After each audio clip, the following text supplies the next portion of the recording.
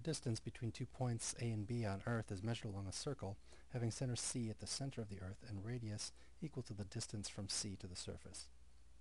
If the diameter of Earth is approximately 8,000 miles, approximate the distance between A and B along the surface of the Earth if angle ACB has the indicated measures. And we have 5 different possible angles here. Let's see how this problem works by just considering the 60-degree angle as a starting point. And to do that, we'll use the fact that 60 degrees is 1/6 of a circle. And so the distance from A to B should be 1/6 of the distance all the way around the Earth. Now we know that the circumference of a circle is equal to 2 pi times the diameter of that circle, or rather times the radius of that circle, or it's equal to pi times the diameter. If you take 2 times r, you get d here.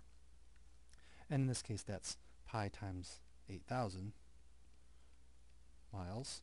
And we could use that to answer the question for the 60 degrees, because what we need then for the arc between point A and point B, if there's a 60-degree angle in the middle, is 1/6 of the entire distance around the circle. So we need 1/6 of the circumference of the Earth, which is 1/6 of the 8,000 pi. Of course, 1/6 of 8,000 pi is approximately equal to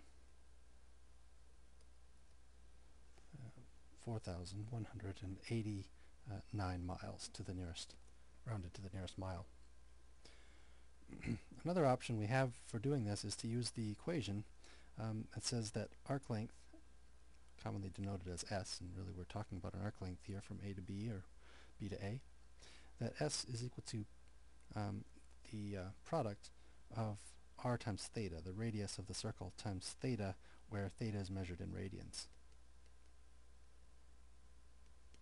So we could work out what theta is in radians for 60 degrees, and we can do that by using a ratio. If we take 60 degrees and multiply that by pi radians per 180 degrees, or if you like by 2 pi over 360, that allows us to convert from degrees to radians, and we get just pi over 3 as the radian angle associated with 60 degrees. So now to work out the value for the arc length, we can take that S, or compute S by taking that radius of the circle, which is, careful here, that's 4,000 because the radius is half of this 8,000 mile stretch.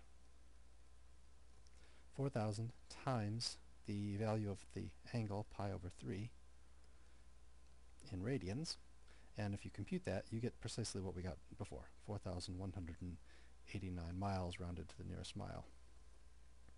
So I've just shown you 2 ways that you can answer this question. You can work out what fraction of a circle the angle represents, and then take that fraction of the entire circumference here, or, and that was 1/6 C in this case, or you can use the formula S equals r theta, but that requires first that you compute theta as an angle in radians rather than as an angle in degrees.